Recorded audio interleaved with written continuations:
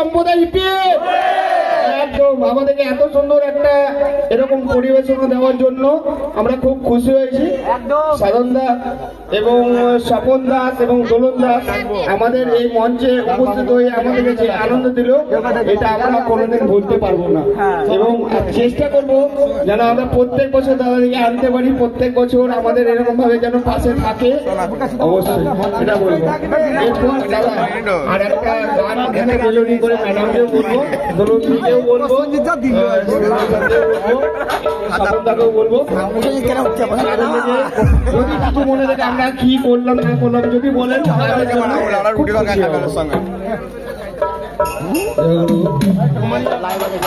সব চলে আসবে।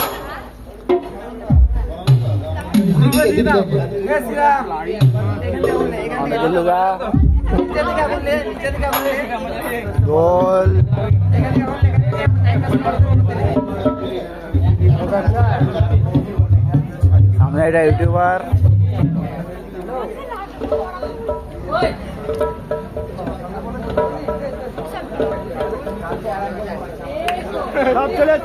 রামপুরা ঠান্ডাপাড়া চেতনা ক্লাবের পক্ষ থেকে রকিদাকে অনুরোধ করছি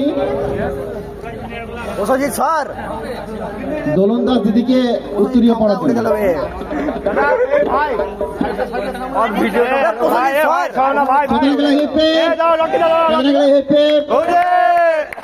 সানু দাস তুমি যেখানে আছো আমাদের মঞ্চে আসো। সানু মামা তুমি যেখানে থাকো আমার মঞ্চে সে দেখা করো। আমি যাবো না। চন্দন দাসকে মঞ্চে আসার জন্য অনুরোধ করছি।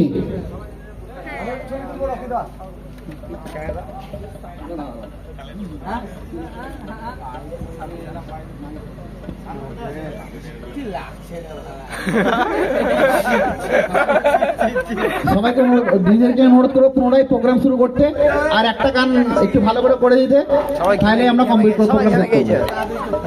একটা গান লাগলে সব চান করে দিবে। দেবাশিস বোসকে মঞ্চে আসার জন্য অনুরোধ করছি। দেবাশিস বোস, দেবাশিস বোস আমাদের এই শ্রী গুরু সম্প্রদায় বাউল সম্প্রদায় যিনি এসছেন আমাদের স্বপন দাকে বরণ করে নিচ্ছেন বা উত্তর দিয়ে আমাদের ক্লাবের থেকে সম্মানিত করছেন।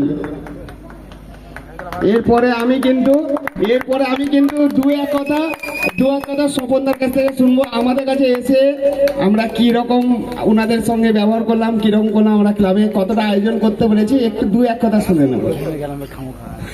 জয়গুরু, আজকে খুব ভালো লাগছে আমার এই চেতনা ক্লাবে এসে। ক্লাবের